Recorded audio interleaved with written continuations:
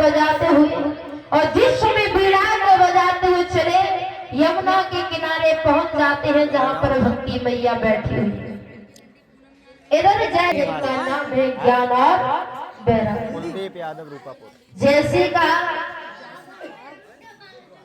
पूरा ला बनाओ तो जवाब दिया मैया तुम्हारे बेटे हैं, लेकिन एक बात बताओ तुम्हारे ऊपर तो जवानी है लेकिन तुम्हारे बेटों के ऊपर बुढ़ापा है, ऐसे कैसे हो सकता है?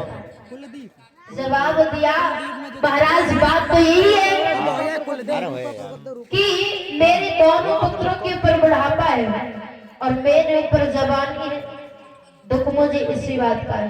50 रुपए विकास। जवाब दिया भैया आप चिंता नहीं करो, चिंता नहीं करो, हम आपके पुत्रों के लिए कोई ना कोई उपाय अवश्य ढूंढ करके लाएंगे।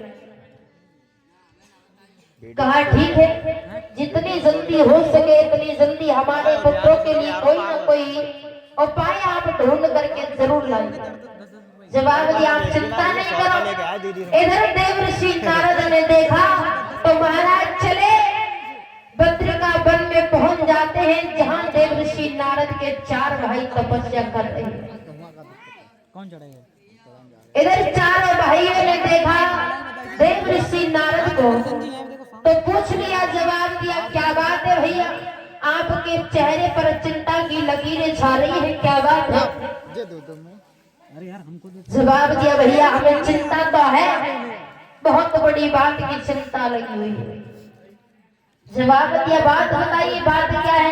तुम्हें मालूम है ये चिंता जो होती है जीवित इंसान को खा जाती है। जवाब दिया सुनो,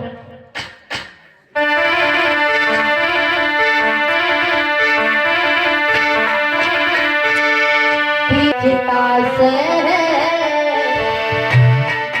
ये चिंता बड़ी चिंता से जो नर को निर्जीव भी बनाती है।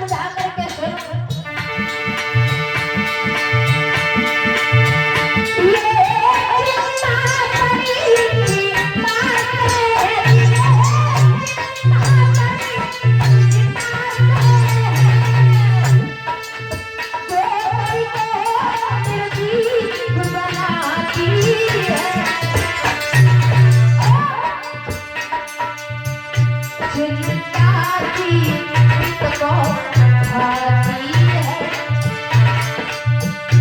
चिंता की को भाती है, सीता हृदय बदलाती है।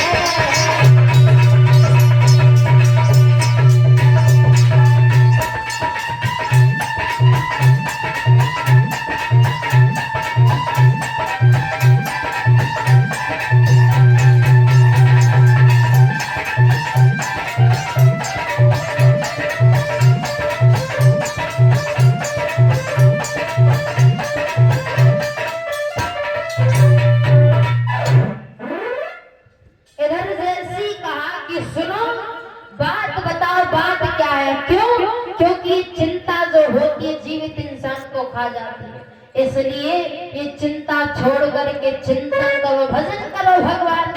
बात बताओ, बात क्या है? जवाब दिया भैया, बात यह है कि यमुना के किनारे एक मैया बैठी हुई है और उस मैया के दो पुत्र हैं जिनका नाम है ज्ञान और वैराग्य। मैया के ऊपर तो जवानी छाई हुई है, लेकिन बेटों के ऊपर बुढ़ापा है और ये दशा देख करके वो मैया रोती है। अगर आपके पास में कोई उपाय हो तो आप कोई उपाय बताइए। जैसे कहा तो देव ऋषि नारद की बात सुनकर के सनत कुमार जी बोले कि सुनो, अगर आप चाहते हो तो जाकर के उन पुत्रों को श्रीमद् भागवत कथा श्रवण करा। जवाब दिया, श्रीमद् भागवत कथा श्रवण कराए। बोले हाँ, श्रीमद् भागवत कथा श्रवण कराओ जिससे कि उन दोनों का बुढ़ापा दूर हो जाए। आज सनत कुमार जी को समझा, बात यह है श्रीमद् भागवत कथा तो श्रवण कर सकते हैं, लेकिन ऐसा कोई व्यक्ति नहीं है जो कि ज्ञान और वैराग्य को श्रीमद् भागवत कथा श्रवण करा सके। बोले अच्छा कोई नहीं है? जवाब दिया, कोई नहीं है ऐसा। सनत कुमार जी ने कहा कि ये बताओ कि वो मैया है कहाँ पर? जवाब दिया, भैया वो मैया अपने दोनों पुत्रों को लेकर के यमुना के किनारे वृंदावन में बैठी हुई है। बोले अच्छा। कहा कि उस मैया से जाकर के कहा कि कुछ वो मैया चल करके आए और इधर से कुछ हम चल करके जाते हैं, और जहां भी बीच की दूरी हो वहीं पर जा करके मिल जाए। अब जरा विचार करना, वृंदावन में और बद्रिकावन में बीच की दूरी क्या पड़ती हो? इधर मैया से जाकर के बताया देव ऋषि नारद ने, तो महाराज उस मैया ने देखा वृंदावन में और बद्रिकावन में बीच की दूरी जो पड़ती वो पड़ती है हरिद्वार। क्या पड़ती है? हरिद्वार।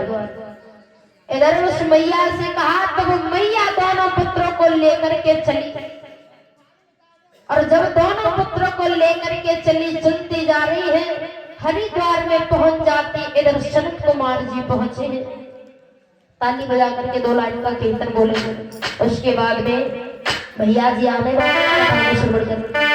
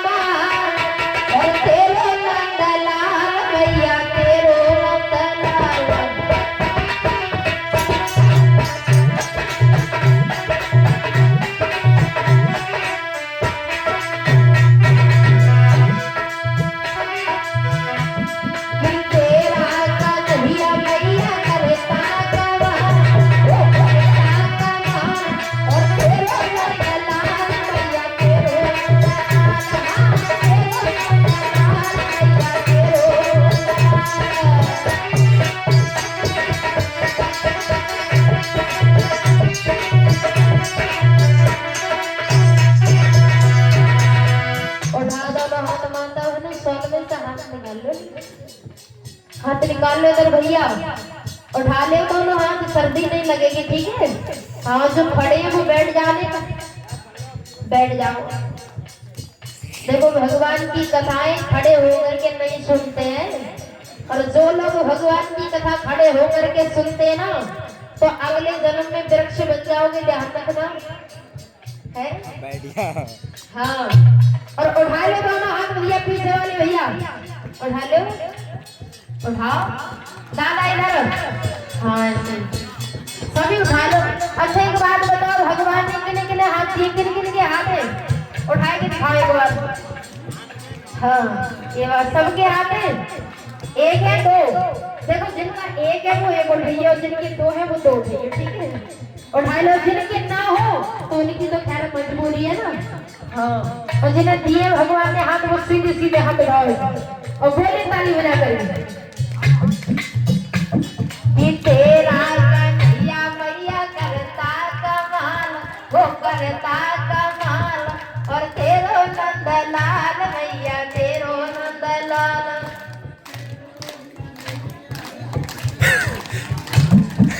हाँ जी।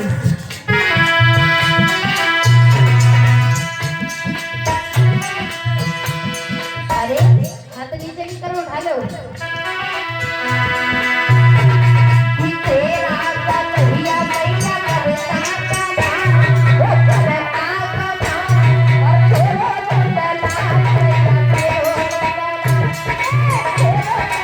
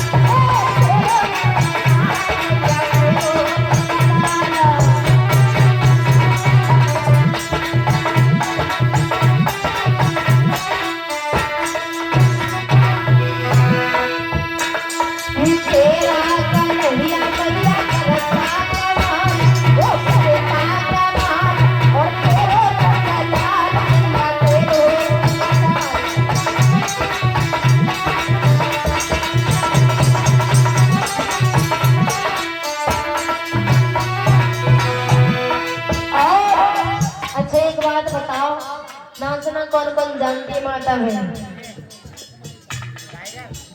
नाचना कौन कौन जानती हो? जानती तो सभी होंगी ना।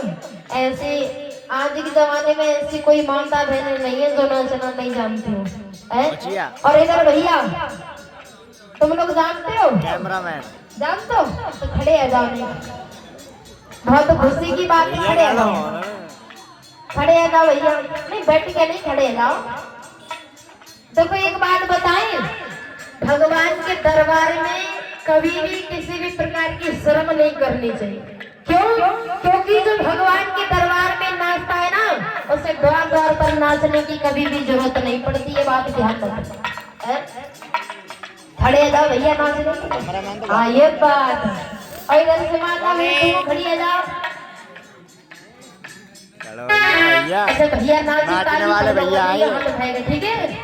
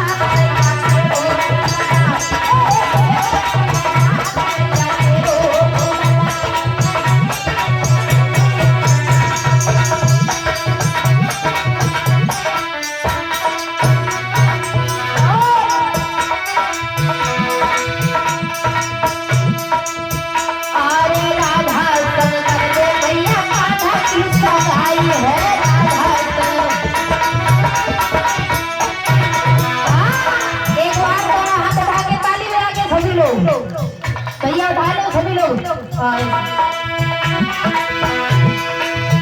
अरे राधा कर दे भैया कान्हा की सगाई है, राधा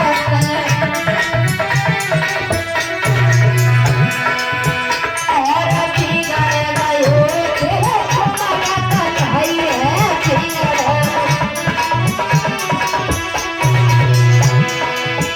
अरे कांधे पे कांवरिया जाकी सटकीली चाल, वो सटकीली चाल और